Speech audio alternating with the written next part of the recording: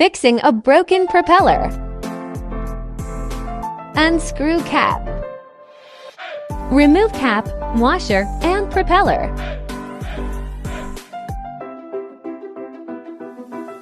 New propeller.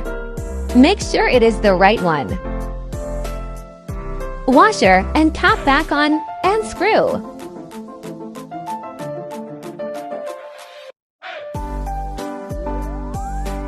Old propeller. Very bent. I will explain how I did it in the next video. Starting up. First flight test.